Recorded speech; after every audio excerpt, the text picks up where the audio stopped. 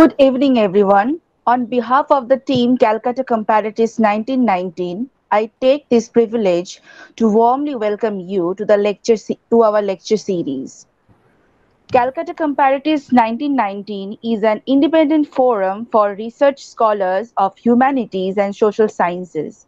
It carries the legacy of academic space for literary comparison between Indian languages initiated in 1919. It is a platform for sharing research interests and ideas. We are organizing online lectures on various interdisciplinary topics to be delivered by academicians and distinguished research scholars of different fields. Your remarkable skills will be a great addition to our team. We look forward to a mutually beneficial relationship with you. Thank you for joining us today. Now I would like to request our host Aratrika Ganguly to take over the mic. Thank you. Thank you so much, Kritika. I welcome all our participants in our fourth lecture. And today we have a research scholar from Calcutta University, Department of English, Miss Preeti Thapa. Miss Preeti studied in Loreto Convent School, Darjeeling, and later she completed her Bachelor of Arts from St. Joseph's College and did her Masters from North Bengal University. She has also been teaching in Delhi Public School, Shiliguri. She is presently a MPhil research scholar in the Department of English in the University of Calcutta. There are so many things to tell about her, but I will obviously mention that she loves reading and writing stories mostly related to the hills. And she also has a blog called Darjeeling Denizen. And she has also hosted several talk shows in All India Radio, Kashiang, and Shiliguri. Her areas of academic interest are varied, and they are theatre and drama studies, post-colonial literature, African literature, feminism, and translation studies. I welcome Ms. Preeti Thapa in our forum. Ms. Preeti, if you please, you can start now. Hello, am I audible? Yeah, yes, Ms. Thapa, you're audible. Good evening, everyone. I would like to begin by expressing my heartfelt gratitude to the Calcutta Comparatives 1919 for starting this initiative of an academic journey, and also for giving me this opportunity to make a presentation here. And I would a special thanks to Jemima for considering me for the same. So let me start the presentation. Uh, uh, it is titled Unmasking Political Hypocrisy, Nepali Theatre in Darjeeling. Now, in this presentation today, I will be exploring the interconnectedness of theatre with the politics of autonomy and statehood in the Darjeeling Hills. The demand of statehood is intricately linked with the aspirations of the Gorkhas to be recognized as the legitimate citizens of the nation. However, the great Gorkhaland dream has often been capitalized by the opportunist political leaders and their political parties to gain public support, and time and again yielding disappointing results in the form of administrative setups. So the great Gorkhaland dream of the Darjeeling Gorkhas has been reduced to what we know, what we call in our local Nepali language, Magi Khane Bharo, which translates as a begging bowl. So the trajectory of the failure of this dream, or the failure to achieve this dream, has been portrayed effectively by the theatre of Darjeeling, and I am going to explore the same in my paper today. So let me begin. As we all know that Darjeeling is a small hill station or a hill town, a hill district in North Bengal. Its geopolitical significance lies in the fact that it shares its border with the international neighbors of Bhutan and Darjeeling. And also, Darjeeling serves as a gateway to the northeastern states of India. Historically, Darjeeling has experienced colonialism and imperialism at different times and at different levels. Darjeeling is home to the Gurkhas, who are an ethnic minority in India. The Gurkhas have no doubt always existed at the periphery. Their identity has always been questioned. Their language has been undermined, even though Nepali is one of the official is one of the 22 official languages recognized by the 8th schedule of the Constitution of India. Their cultural and social fabric disturbed, their voices misrepresented and often silenced, and their linguistic roots debilitated. As the Gorkhas are an ethnic minority in the state of West Bengal, Nepali literature has hardly been able to have its presence felt in Bengal.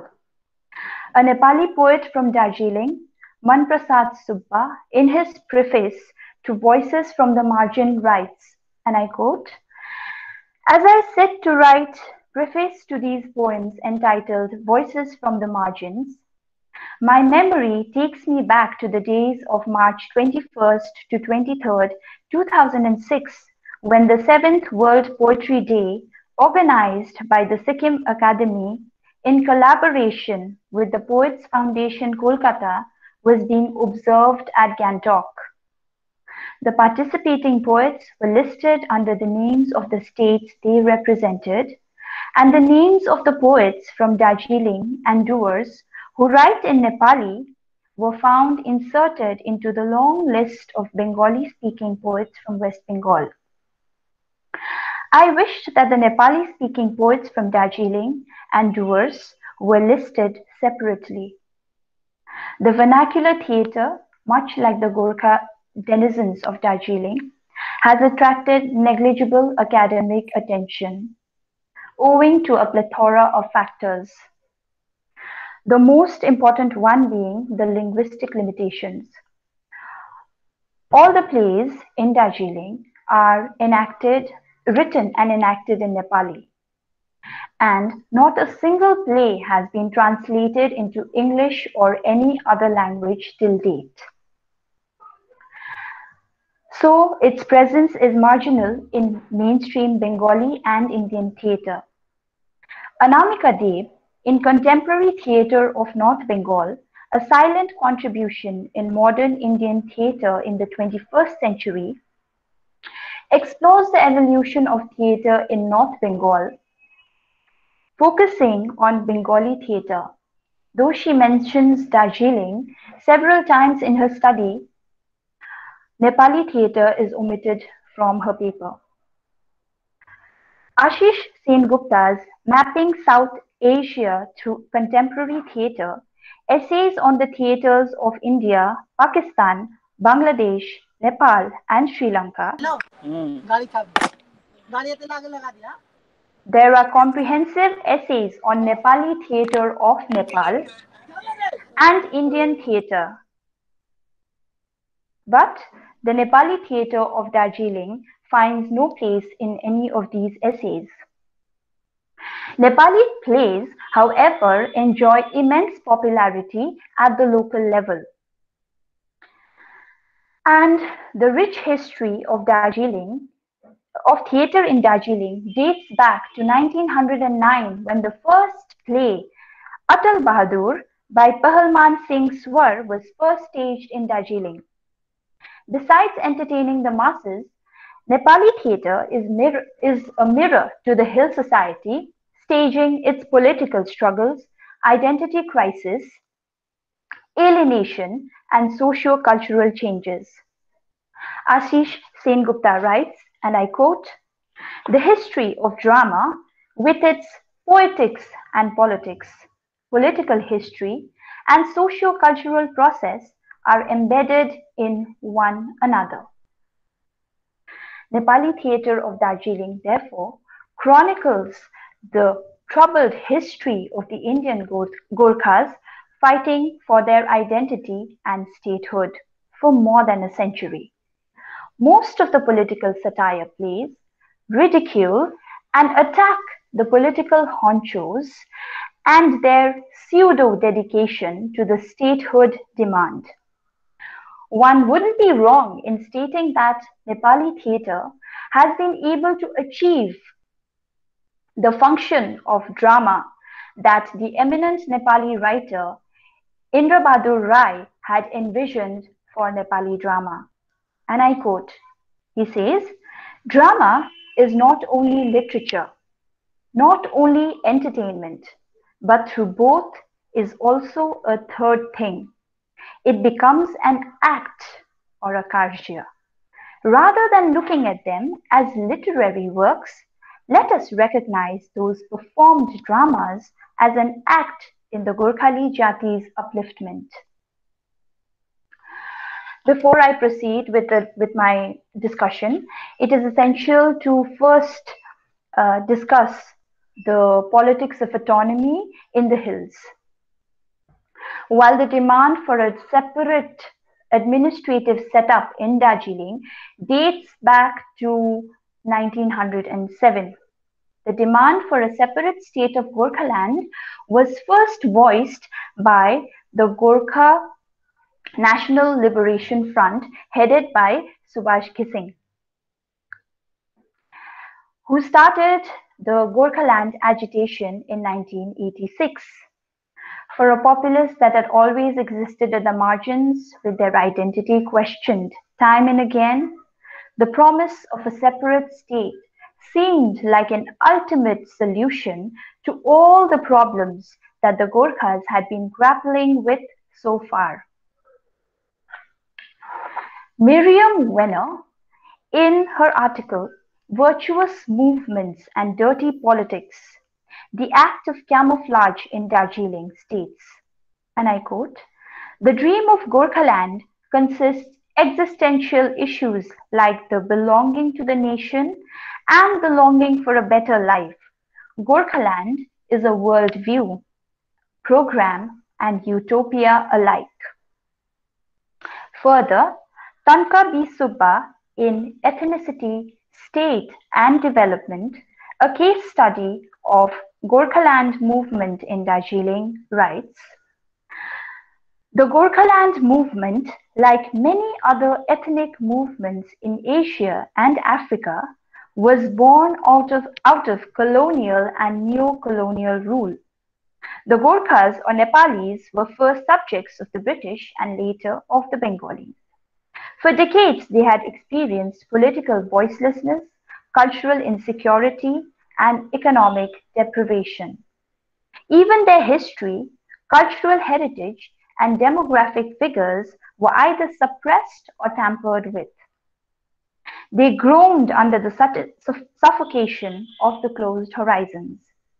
They were often taunted, evicted, humiliated by their neighboring communities.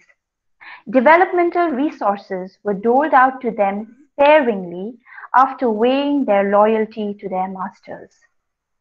Therefore, with Ghising's promise of Gorkhaland as a possible reality, the Gorkhas participated in the fight to reassert their identity as legitimate citizens of India, having a culture and language distinct and different from that of Bengal. The agitation of 1986 to 88 took a violent turn, and more than 1,200 people lost their lives. T.B. Subba writes, 1986 to 88 was a nightmare, a phase of utter confusion, chaos, and lawlessness. If for some it meant a loss of career, academic years, etc., it also meant training in civil war. For others, it was political investment. Also a phase of literary activity and revolutionary action, but certainly a time that took away everything from the weak, the silent, the hapless, and gave a lot to the powerful, the uncouth, and the unscrupulous. Ultimately, however, in 1988, the Gorkhaland demand was disposed of in favor of an administrative setup called the Darjeeling Gorkha Hill Council. What followed after this was 21 years of Ghissing's reign over the hills, until the Gorkhaland agitation was revived again by Bimal Gurung with the formation of his party Gorkha Janmukti Morcha in the year 2007. Wenner writes, Gurung proclaimed a new dawn in Darjeeling and presented himself as a trustworthy, honest and generous leader, in contradistinction to the selfish and corrupt leaders of the GNLF. The long-lost dreams of the Gorkhas was revived and they were again united in the hope of having their aspirations fulfilled. The political climate of the hills changed again as the baton of power was transferred from one party to another. The theatrical performances of Darjeeling mirror these changes, exposing the ugly faces of the politicians masquerading as the sons of the soil. I shall focus my discussion on one of the most popular plays of the time, Bhanu Rapala.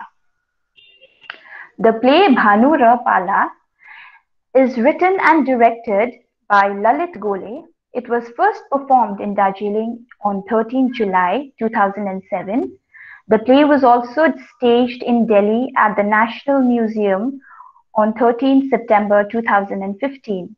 It has been admired and appreciated by the audience for its candid criticism of the political state of the hill town. As the title suggests, the play has two main characters, Bhanu. Ra in Nepali means and, so Bhanu Rapala. Bhanu or Bhanu Bhakta is a local political leader, also a goon, a local political goon. And Pala is an aged Tibetan man who runs a liquor shop in the town, and a liquor shop is called Raksi Dokan in Nepali. The first part of the play, titled Sabhyata ani Kukurpo Puchar, begins with a scene reminiscent of Bhanubhakta Acharya's poem Ghasi. Now, Bhanubhakta Acharya, as we all know, is known as the Adi Kavi, the poet who gave Nepali, the language Nepali, as we, who defined the language Nepali, and he is known as the father of the Nepali language. His most famous play, Ghasi, recounts an encounter of the poet with a simple grass cutter and how that grass cutter's ambition in life inspires the poet. In that encounter, the Ghasi reveals to the poet that he was attempting to dig a well so that the future generations, the people in and around the village, in and around his village, could draw water from that well, and he would be remembered by the coming generations. And when he is informed about the ambition and the aspiration of this simple Ghasi, Bhanu Bhakta questions himself, questions his achievements as a poet, and that encounter or that meeting inspires him to translate the Ramayana from Sanskrit to Nepali. However, the Bhanu Bhakta in the play, far from being inspired by the Ghasi or the grass cutter whom he meets, is ready to intimidate him and even threatens to kill him, because the Ghasi had the audacity to ask him, "What have you done for your jati?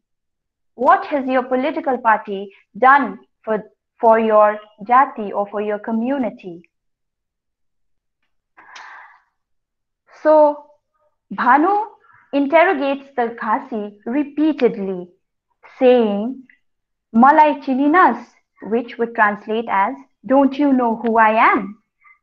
Further, he accuses the Ghasi of never attending political rallies and commands him to stop working because his party had called for a strike that day. Bhanu stands as a symbol of political rowdyism in the hills. Mona Chetri, in her article "The Rowdies of Darjeeling: Politics and Underdevelopment in the Hills", states, in the dialect of Nepali spoken in Darjeeling, the rowdies or rowdy denotes a person who fits somewhere between a gangster and a goon, not a professional criminal, but an individual prone to crime and violence, usually at the behest of the political leaders. The term rowdies in Darjeeling Nepali is synonymous with the Hindi term gunda. Whether for the GJM, the GNLF, or even the TMC, the rowdies are the foot soldiers who ensure that the commands of their political leaders are carried out at the local level. Rowdies' tasks include political rallies and attending public hearings, among other things. Often cited leading political processions, the rowdies of Darjeeling are a subaltern political phenomenon and part of the distinct political culture of the hills.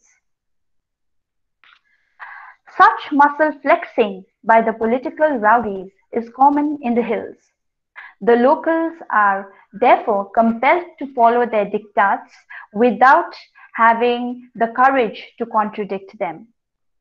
Now this is reflected in a comic scene that takes place in Pala's Raksi Dokan, or the liquor shop, where Bhanu is expressing his rage over the Ghasi, disrespecting him and making him feel like a dog. He then turns to Pala and asks him angrily, "Pala, am I a dog?" he asks him. Now Pala, a simpleton, a commoner, who is scared of these political goons, who dare not contradict him, assumes that he wants a reply in the affirmative and responds, "Yes, Bhanu sir, you are a dog. Did the Ghasi dare to contradict the fact?" Pala further offers the audience a glimpse into the political rowdyism rampant in the hills, with the common people often being wedged between the political strictures laid down by the two most important political parties in the hills. So he says, "Why is everyone going insane? I'm sick of them. Some people come in the car shouting, 'Our party has called a strike. Close your shops down or else we will cut 6 inches off you.' A few moments later, another party comes announcing, 'There is no strike today. Open your shops or else we will cut 6 inches off you.' We businessmen are at such a loss. We are at the risk of losing 12 inches in a day," he says, in a humorous manner. Now, 6 inchi ghatai dinchu, or I will cut 6 inches off you, means I will decapitate you. It is a common threat used by the political goons to wield their power. The encounter between Ghasi and Bhanu ends with the latter attempting to instill some sense into Bhanu as he breaks into a song and sings, "May one's wish for happiness be such that it brings pain to none," and leaves Bhanu with a prophetic warning. All this while you have been working to fulfill your selfish needs. And if you continue doing so without keeping the welfare of your jati or community in mind, all that you will receive towards the end of your life will be condemnation by the coming generation. All that you will receive is dhikkar. The second part of the play has the same structure as the first. Bhanur Rapala is such a popular play that it has almost 4 editions, And all the four parts have the same structure. There are two scenes. The first scene shows that encounter and interaction between the Ghasi and Bhanu, in which the Ghasi, a simpleton, a villager, questions Bhanu. And the second part is the second scene takes place in Pala's Raksi Dokan, or the liquor shop, where Bhanu goes to rant and to express his rage. And and in the second scene, there is this interaction between Bhanu and another simpleton, Pala. The second part of the play reflects the political climate of Darjeeling in the year 2007, when the statehood movement was revived by the GJMM, Gorkha Janmukti Morcha, under the leadership of Bimal Gurung. Now, Bhanu belongs to the party that had been recently overthrown by the GJM. He makes a diatribe against the new party, accusing them of having the audacity to demand for Gorkhaland, claiming that the right to demand is solely theirs. And he says, it was our party that had put forth the Gorkhaland demand first.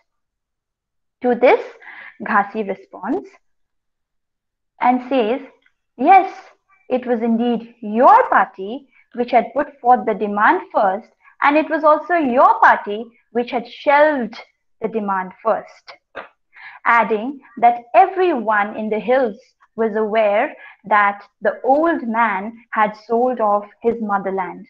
Now, the old man, this is a jibe at Mr. Subhash Kissing. He still is commonly known as Buro, or old man, in Darjeeling. Emboldened by the new democratic right, he is also known as Appa. So Appa means father. Emboldened by the new democratic atmosphere of Darjeeling, the Ghasi questions Bhanu. What had your party been doing for the past 21 years? Now he asks a very important question. What had your party been doing for the past 21 years? And at that precise moment, a third man enters the stage and hands wads of cash to Bhanu. And Bhanu does not have the time to respond to Ghasi's questions. Because he's busy pocketing, he's busy filling and stuffing all his pockets with the with the cash. And that seems to answer Ghasi's question. For 21 years, they had been busy pocketing cash from the government. The scene ends with the Ghasi voicing the angst of the Gorkhas when he says, and I quote, "One can satisfy the hunger of one's stomach anyhow, but how will one appease the hunger of one's soul for Jatitva and Chinhari?" Jatitva means a sense of belongingness to your community, and Chinhari means identity. So he asks, how will one appease the hunger that one's soul has for Jatitva, a sense of belongingness, and Chinhari, which is identity? Now the second scene, which takes place in Pala's Raksi Dokan, starts with the conversation between a drunkard who has visited the shop, and the drunkard informs Pala that due to the changes in the politics of the hills, people could now speak their mind without any fear, unlike in the past.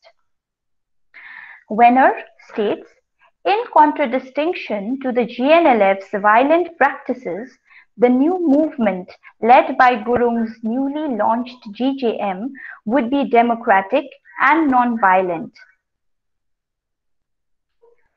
Mirroring the structure of the first part of the play, Bhanu visits Pala's shop and again starts his rant.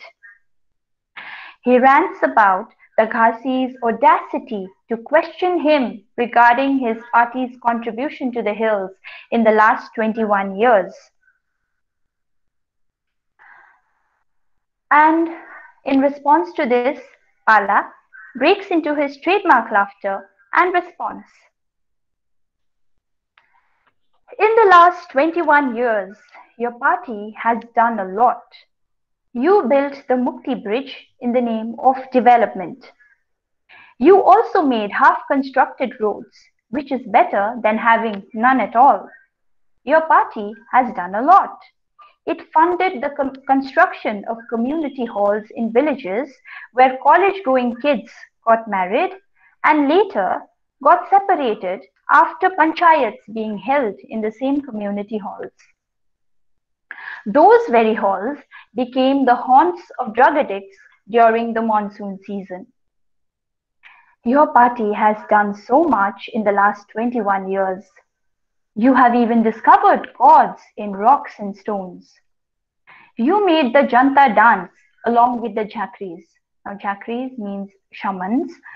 Gave those Jhakris certificates which might have been able to fetch them jobs abroad by now. Your party did so much. What does that lowly Ghasi know? You made no man's land. You did this and you did that. You nearly even sent us to Mars. You all are no less than scientists. Your party did so much. You gave us so much knowledge, for it was you who informed us about Lord Buddha's height and Lord Shiva's whereabouts. Your party indeed did a lot. You all even brought the sixth schedule without understanding what it meant. I remember your supporters bursting crackers and dancing thrice, claiming that they had received the sixth schedule. They even distributed sweets celebrating their tribal status. For 21 years, your party has come first in a one-horse race. He says, for the last 21 years, your party has come first in a one-horse race, which in Nepali is Ekle Kudera First Bako. This ironic commentary on the achievements of the JNLF during its rule spanning more than 2 decades is accurate. It exposes the tactics of deception used by the JNLF. Half-constructed roads stand as monuments of development. Further, Ghising was notorious for perpetuating superstitious beliefs which often bordered on the preposterous. He perpetuated ideas like the Buddha being 18 feet tall and Lord Shiva residing in Indonesia. His stand on the sixth schedule status in the hills changed from strong rejection in 1986 to campaigning for it in the year 2005. Sangye Tamang and H. Sitlu in identity, contestation, and ethnic revivalism among Nepalis in Darjeeling, right? The sixth schedule proposition of Darjeeling Hills was a purely political manipulation by Subhash Ghising to safeguard his political interests without much concern for the caste tribe contestation in the region. For more than 2 decades, Ghising ruled over the hills not just as an unrivaled political boss, but also as one who dictated over the religious, ethnic, and cultural affairs of Darjeeling.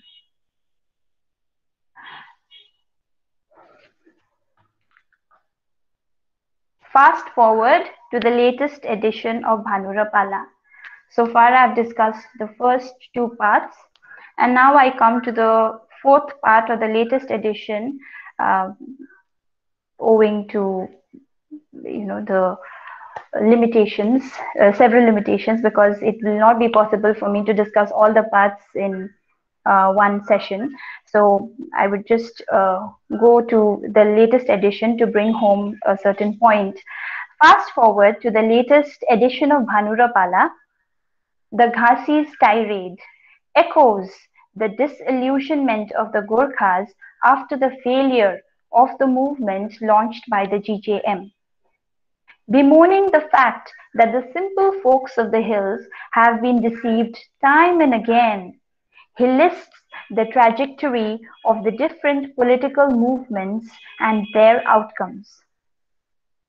And he says, Gorkhaland of 86, the DGHC of 88, the sixth schedule somewhere in between, a second Gorkhaland of 2007, the Gorkhaland Territorial Administration or the GTA of 2013, GTA Part 2 on 2017, and Gorkha Hill Development in the same year.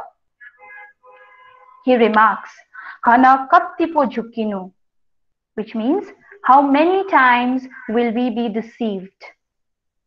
What follows after this opening dialogue of Ghasi stages the deja vu-like situation experienced by the people after the exit of Bimal Gurung from the political scene. Bethany Lassina, in Electoral Competition and Gorkhaland Movement, states, commentaries on Gorkhaland often emphasize the popular grievances that lend force to calls for autonomy. Questions on identity, social and economic power, and insecurity within the Indian polity. The transformation of grievances into mass actions, hartals, marches, tax boycotts, and even violence have been dominated by political parties, notwithstanding the all-party alliances and civil society fronts that have periodically appeared and floundered. Political parties offer tactical advantages such as the ability to gain leverage in New Delhi by influencing parliamentary races. Yet, it is obvious that Gorkha parties have not achieved much material improvement in the lives of the Nepali speakers in and around Darjeeling. Such failures prompt observers to denounce Darjeeling's political class. This verdict may be well deserved, but it suggests no solutions besides waiting for superior leadership or foregoing politics altogether. Thus, the dramatic performances of Darjeeling lend a voice to this dilemma of the Gorkhas while helping to unmask the hypocrisies of politics often camouflaged as morality and a route to achieving the great Gorkhaland dream. Thank you.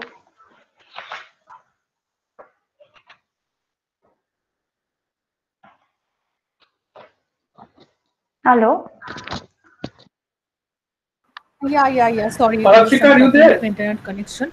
Thank you, Preeti. Such an amazing lecture, or may I say, Ramro lecture. I don't know the Nepali Thank you. equivalent of lecture, but I know No, nice. thank So you so much. yeah, it has been amazing because like I have also been working in like one of my PhD topic, one of the parties in Nepali literature. So like it's Oh, just been amazing listening to you. And thank you so participants, we much. can take your questions now. So if anybody has their questions, they can also unmute their mic and say.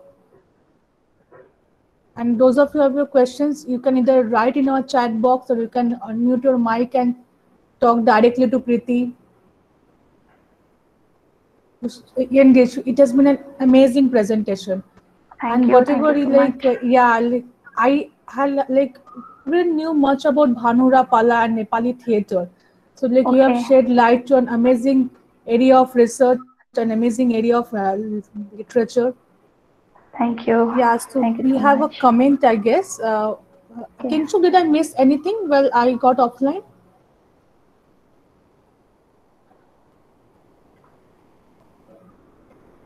Kingshuk, did I miss any questions when I got offline? I think there's one question, I guess. You probably read it Yeah, out. there is one comment from Abhirati Guru. A new and distinct way of looking at the statehood movement. Dhanu and Pala definitely stands out as a dynamic exposition of the socio-cultural and political transformation that have taken place post 1986. The shift in power and ultimately followed by negotiations for a temporary fallible statement highlights not only the lack of political will amongst the leaders of the hills, but also the weak social fabric within which our voices have been tempered, unheard, and seldom taken heed of. Eye-opening and enriching presentation from Pratit Tamam. Preeti, Thank want you to so comment much. anything? No, I think that is what I was trying to bring home. That is exactly the point that I was trying to bring home. I'm Yeah. glad that it was liked and appreciated. And we also have another question from Sudhir Prasad Acharya. Wonderful presentation. In my opinion, people involved in Nepali literature in Nepal should have also joined. Were they not invited? Actually, it's more of a question to us. So Yes. yeah, like we have shared everywhere. So I think we don't know. I think we have shared everywhere. So let's hope that from next time people will join. More people will join. No, we have tried to share as much as possible. From Suparna Mondol, we have another question. Thank you, Preeti. Can you shed some light on the interrelationship between Gorkhas and other communities of the hill regarding the Gorkhaland movement? And her second question is there any representation of that in Nepali theatre? Preeti, if Right. you... Yes. Give me a moment, please. Yeah, Shed yeah. some light on the interrelationship between Gorkhas and other communities of the hills regarding the Gorkhaland movement. Is there any representation of that in the Nepali theatre? Of course, that's a very important and a pertinent question. Thank you so much for the question, Suparna, ma'am, Suparna Mandal. Actually, this is very an important question which is related to ethnopolitics in the hills, to the politics of ethnicity in the hills. Actually, Darjeeling previously, before the word Gorkha was accepted as one that would define the Nepalis in India, before that, there were three major communities. One was Nepalis, then the Lepchas and the Bhutias. Now, these three communities came together in an effort to stand united as Gorkhas so that their demand for autonomy or the demand for statehood would be accepted. But in the course of all that has happened in the past 100 years or more than a century of the demand, there has been disillusionment, and there has people have felt that statehood is not possible, or maybe we will never be able to achieve the great Gorkhaland dream. So what has happened is these ethnic groups are now standing divided, sadly and unfortunately. That is also related to the divisive politics adopted by the state. So all the state has been uh, dividing the Gorkha community and giving them uh, uh, certain benefits as people belonging to different castes. So Thamis have their own caste or their board, and Gurungs have their own.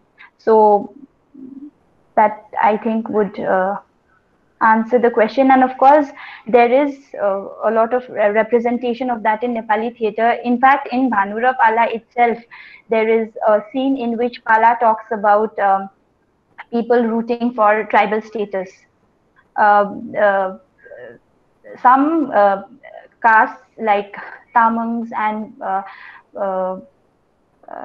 Subbas, they, after the failure of the Gorkhaland movement, they started fighting for separate, fighting for tribal status. So that would go against the very idea of being a Gorkha. Okay, so in the play in Bhanura Pala, Pala tries to, say that I've heard that certain communities are about to get tribal status, so that would mean they would be wearing short skirts and dancing in order to prove their tribal status. And if they, then what else was there? So I would just say that the relationship between Gorkhas, when the actual movement started, between Gorkhas and other communities was that of a united, all of them were united in their stand, not just Nepalis and Bhutias and, Nepalis and Lepchas and Bhutias, but also, maybe Bengalis living in the hills, or Biharis or Marwaris. They all identified themselves with the title Gorkha when the statehood demand was at its peak. But with the failure of the political parties to achieve that, that unity too has been disrupted. Okay, so I hope we that have. answers your question. Yes. I think we have another question from Suparna. Is that she's actually one of our founding members. Okay, right. She has asked that is there any translation of Bhanura Pala? Yeah, actually, I have been meaning to ask the same actually. There is, like I mentioned, there's no translation of any Nepali play, sadly. And whatever I have done is I have attempted to translate bits and pieces myself.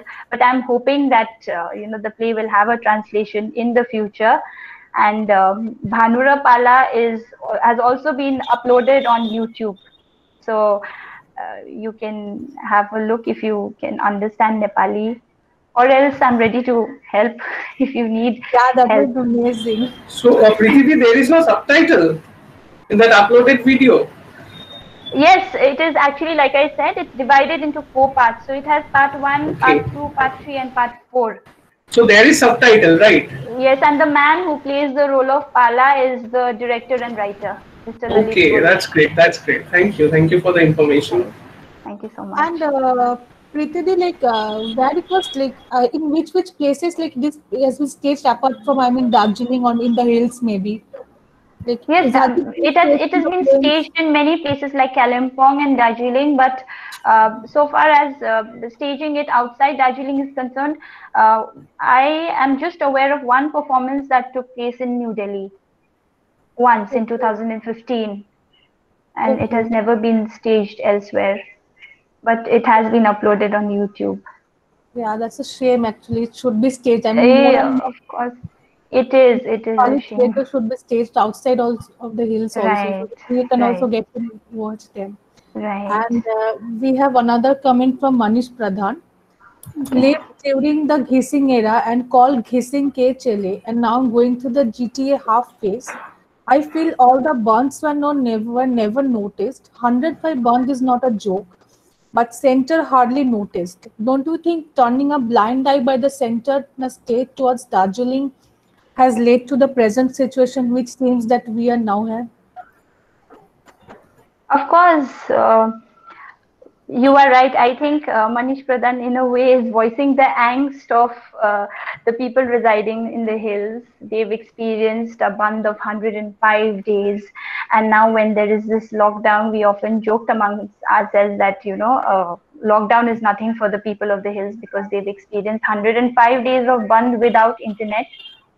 And of course, without essential services. So turning a blind eye by the center and the state towards Darjeeling has, of course, led to the present situation. But even our leadership and the politics of hypocrisy in the hills is to blame. That is what I feel. Preeti, I would like to ask another thing. Would you please like to mention any other play apart from this Bhanura Pala, which is uploaded in your YouTube? YouTube, there are very few plays because Bhanura Pala has been very popular. It has been uploaded. There is another play called Sun Ko Authi. It is Okay. it is a comedy, and it is Sun Ko Authi. Somebody has written it there. Sun Ko Authi. It has been Yes, uploaded on YouTube. thank you for the comment. Thank you. Thank you. All these questions are making me very happy. Thank you so much. And thank you so much for the interest that you've shown to my topic. And I think that, whatever I had thought of before starting the presentation, or what my aim was, that has been fulfilled. Thank you so much. You have done an amazing job being an early career researcher. I like say it's very Ramro lecture. You have done an Thank amazing job. And you so we have much. some more questions actually from Ashim Sonam.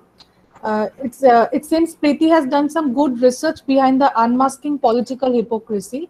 Can you explain the obstacles you had to face, if any? And second question, why has the leadership in Darjeeling been a failure? Right. Thank you, Asim, for the question. Of course, the obstacles that I faced in preparing this paper, and also the obstacles that I'm going to face in my research further, is that there's lack of translated literature and lack of material on the topic. Like I said, just one play that has been uploaded on YouTube, and getting hold of plays is very difficult.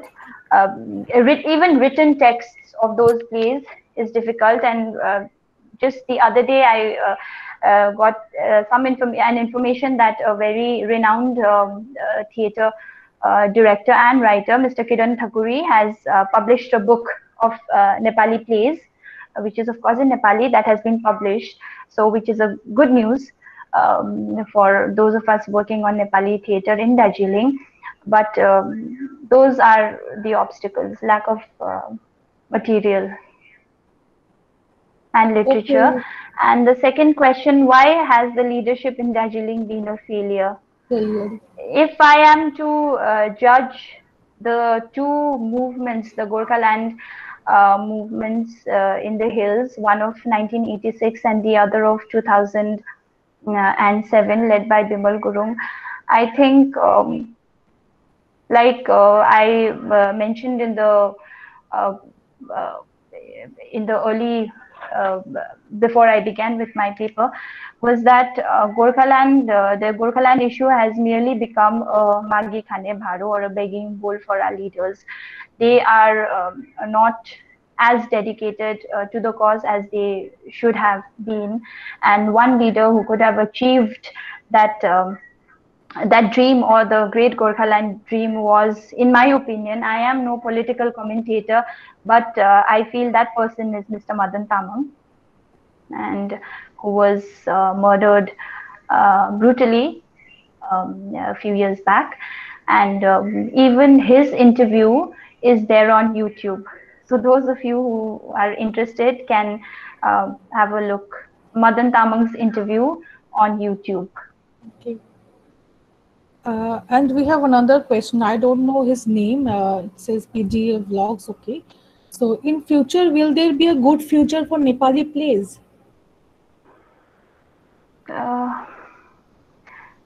Of course, there is this talk of the importance of Nepali theatre within Darjeeling itself diminishing, but recently there was a competition of plays held in GDNS, Gorkha Dukha Nivarak Samiti, and I believe it was a competition in which people from all over Darjeeling had participated, and there were almost like about 24 to 25 entries.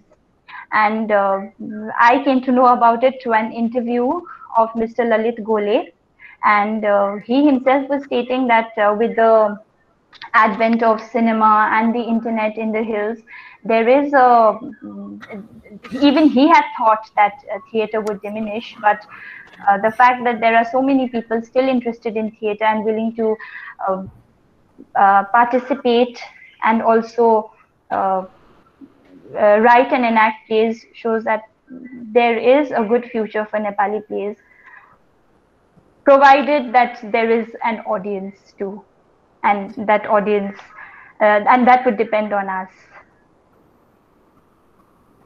Yeah, definitely. And we also have okay, questions are coming. So Preeti, we can take in more questions. Yeah, sure, no problem.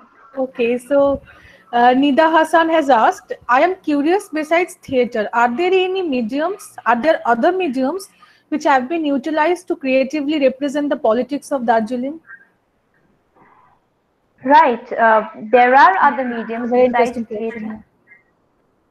besides theater in the field of literature also, but I would also like to talk about a very important person here. His name is Mahendra Bagdas. So he plays the role of the drunkard in Bhanura Pala, and he is a comedian. I think he is the only stand-up comedian we have in Darjeeling. So if you watch his uh, performances, there too you will find that he has tried to represent the politics of Darjeeling. And that itself, his performances itself, would also make for another paper. I think so. Suparna has commented that even I remember encountering the celebration of World Theatre Day at Darjeeling Mall back in 2015. Right. Yeah, so there have been many questions, and Preeti, like I personally want to ask you that can you tell me why like we have seen from my personal PhD work I have seen that in case of translation from from in Nepali from English Nepali to English or Nepali to Bengali maybe there has been mostly on Indra Bahadur Rai's work mostly maybe I think because he's a only. stalwart, he's very popular. Right, right, right. Yeah, so but the other in other genres or other writers, the it is very less. And for my PhD works, like, I have to directly consult the primary text in Nepali because I don't get the translation. So, Okay. do you think is there any politics behind this, or any or people are unwilling to, or because other if they are not popular authors, they are unwilling to translate, or something you want to comment, or maybe you want to share your views on that? Uh, there is a lack there in that area that you've mentioned, and like you said, just Indra Badurai's work and a few other works have Yeah, a been few other are translated, there. Yeah, yeah, yeah, true. and in terms of theater, like I said, there's none till date. So regarding politics, I cannot say anything, but I feel that that awareness needs to be brought among those in the academic field from that healing, and I am one such person who feels ashamed and feels that we have been lagging behind in that area, and we need to work on that. That is very true. Yeah, it is such an enriching literature. Nepal is so enriching. It should come to Right. the forefront more and more. Like more and Yes, more people yes. should get to know about it. And I have one personal question. Can you maybe suggest me some name of plays or maybe any other genre that is related to tea garden plantation of the colonial period? Tea garden plantation, theater or Yeah. any other work that you I would found require. some there is Tar Kahile, there is Lagan, there is not Ibira is Ajaramitacha is not directly related, but Right. it is from post-colonial, exactly like post-independent India. But that You maybe would post require something belonging to the pre-colonial. no maybe colonial or in the 1950s or 60s, Sorry, not pre-colonial, right? colonial or Okay, just post-independence. Yeah, yeah, theater would be great post-independent. because I haven't found anything till now. Okay, I will have to check that Yeah, before I. So if you could give me some time, yeah, yeah. I I'll will be more stay than in touch happy to with help you. you if I can. Yeah, yeah, I will keep in touch with you. Yes.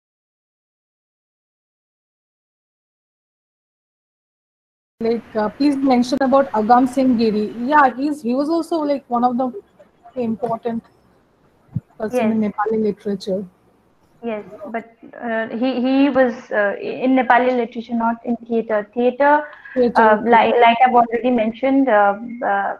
Thakuri is there, and Mr. Lalit Gole is one of the most popular in Darjeeling right now. And like I've said, if you watch Bhanura Pala, look out for Pala.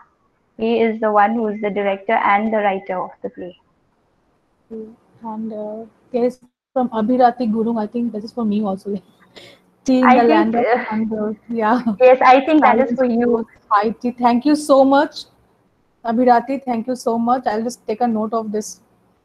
And it has been an amazing session today, Preeti. Thank you so much for coming and Thank you speaking so in our much for forum. giving me this opportunity. You don't, it's very, very important, and it was a wonderful experience. And one more time, I want to congratulate the Calcutta comparatists for coming Thank up with you. this Thank you so venture, much. and I'm so happy to be a part of it. Thank you. Yeah, feeling is likewise. And thank you so much. Thank you all. I don't know if you has any last comments or questions. We can take now. Otherwise, we'll conclude the session. Hello. Yeah. Hi. Hello. Hi. This is actually Prateek Tamang. I just logged in from my niece's account. So it's showing Abhirati Guru. Okay. Okay. Actually, I wanted to, just bring into, the, just put all of these things together, like the entire discourse on the politics of Darjeeling, accompanied by culture and, just like how I mentioned the lack of social fabric. I think, the presentation that of today, like since Preeti is, a good friend of mine, so the, portrayal of, drama in the form of, the satirical parts of the drama and putting that up as an academic paper, I think that is one of the biggest tasks. When she already mentioned that there is a lack of Absolutely. translation in this particular area. Even when one looks at different documentaries or different other aspects of literature that are available, yet they do not substantiate the fact and do not reveal the true identity or the problem that lies behind this particular area. So I think it's a great work. It's done very neatly and beyond even like uh, withstanding the fact that the lack of literature in itself makes it so difficult to come up with a good presentation like this. I think I should congratulate Preeti for that, and alongside the congratulate the entire team for making this program such a good success. And I hope that this will obviously boom into something very big, so that a larger part of the people from Darjeeling, North Bengal, and the entire West Bengal can be clubbed in. And as one rightly remarked, the people from Nepal should also be brought into this particular platform, so that we can have a big discourse on this and come up with a good solution. So I think that would just boost the morale and ultimately solve the problem that's stood there for almost a century now. Thank you, and thank you to the organizing committee for doing such a fabulous work. Thank you. Thank you so much, sir. And yes, please stay tuned. We can update you more because we'll be having people from other parts of North Bengal, Darjeeling, and Sikkim. We'll have more speakers from those places also. And we have also someone from Nepal in our lecture today, Mr. Sudrit Prasad Acharya. He's commented in the chat box. Thank you, Mr. Acharya, for being with us. And thank you all our amazing participants for your amazing questions and comments. And once again, thank you, Preeti, for this amazing session. And so we'll conclude the session for today now. Yeah. I'm really sorry to just put my foot in between. I No, just like it's okay. for the since you are a vibrant group, working together in an area which is quite unique in that aspect.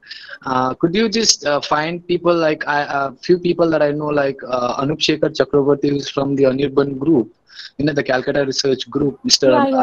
Yeah.